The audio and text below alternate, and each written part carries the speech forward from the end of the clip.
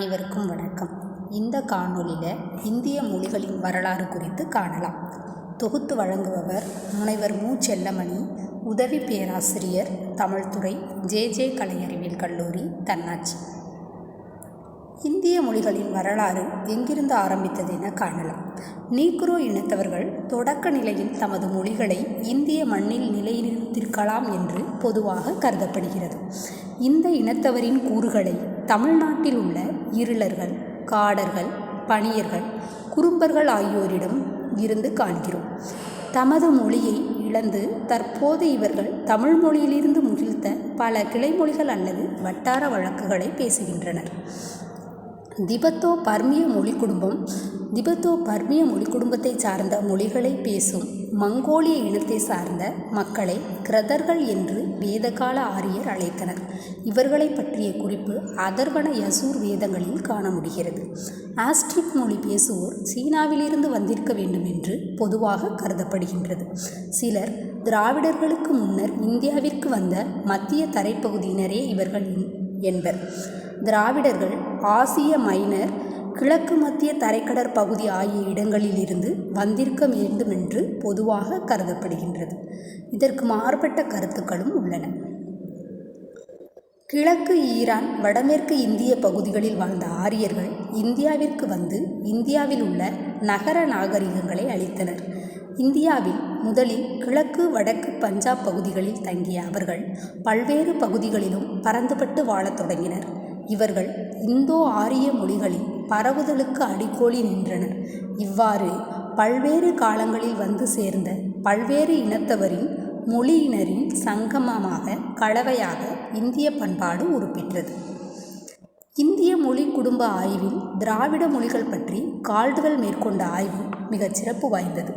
கால்டுவெல்லை தொடர்ந்து John beams என்பவர் இந்தியாவின் தற்கால ஆரிய மொழிகளின் ஒப்பிலக்கணம் என்ற நூலின் 3 தொகுதிகளை முறையே 1872, 1875, 1879 ஆகிய ஆண்டுகளில் வெளியிட்டுள்ளார். இது இந்திய மொழிகள் பற்றிய ஆய்வில் பல புதிய பரிமாணங்களை ஏற்படுத்தியுள்ளது.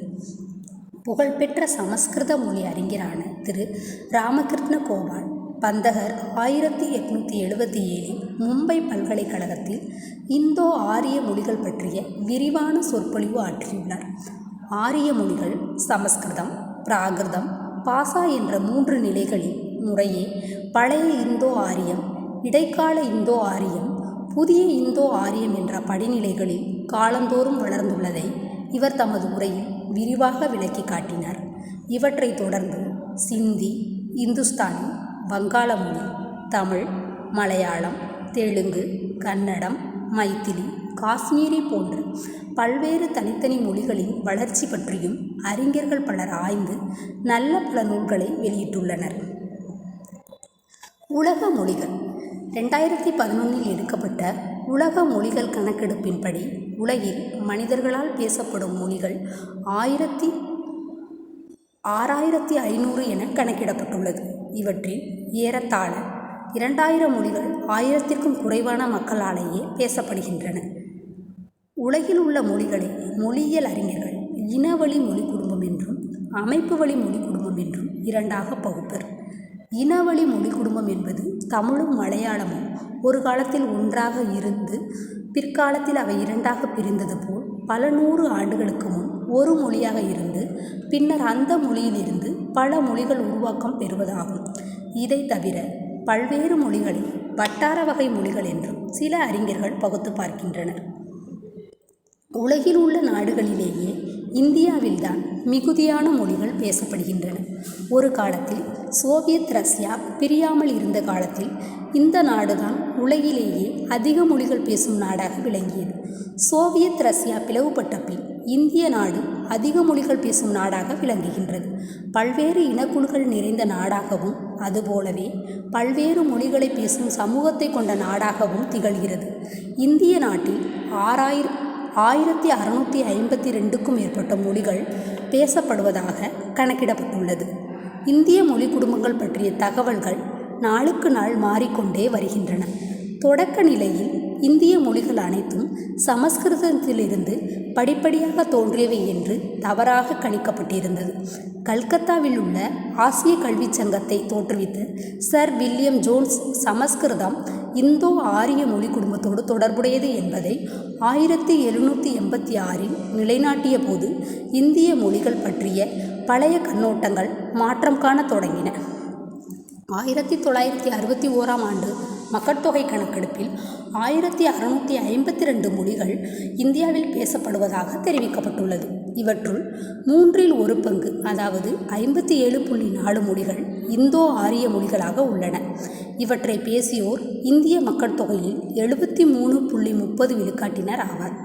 மக்கள் தொகை அடிப்படையில் இந்தோ ஆரிய மொழி குடும்பம் முதலிடத்தில் உள்ளது. திராவிட மொழி குடும்பத்தில் 153 மொழிகள் உள்ளன என்று இக்கணக்கெடுப்பு தெரிவித்துள்ளது. இதில் பலவற்றை மொழியியலார் தனி மொழிகளாக கொள்ளாது வட்டார வழக்குகளாகவே கொள்கின்றனர். இந்திய மொழி குடும்பத்தில் பேசுவோரை வைத்து மதிப்பிடும்போது திராவிட மொழி குடும்பம் 2வது இடத்தை பெறுகின்றது. இந்திய மக்கள் தொகையில் 24.47 விழுக்காட்டினர் இம்மொழிகளை பேசுகின்றனர். இந்தியாவில் சீனா திபெத்திய மொழிகள், ஆஸ்திரோ ஆசிய மொழிகள் ஆகியவற்றோடு வேறு சில மொழிகளும் பேசப்படுகின்றன. இந்தி, மராத்தி, குஜராத்தி, பஞ்சாபி, பெங்காலி போன்ற மொழிகள் வட இந்தியாவில் பேசப்படும் முக்கிய மொழிகளாகும். தமிழ், தெலுங்கு, மலையாளம், கன்னடம் போன்ற மொழிகள் தென்னிந்தியாவில் பேசப்படும் முக்கிய மொழிகளாகும். இக்காணொளியில் இந்தியாவில் பேசப்படும் மொழிகளின் வரலாறு குறித்து கண்டோம். அனைவருக்கும் நன்றி.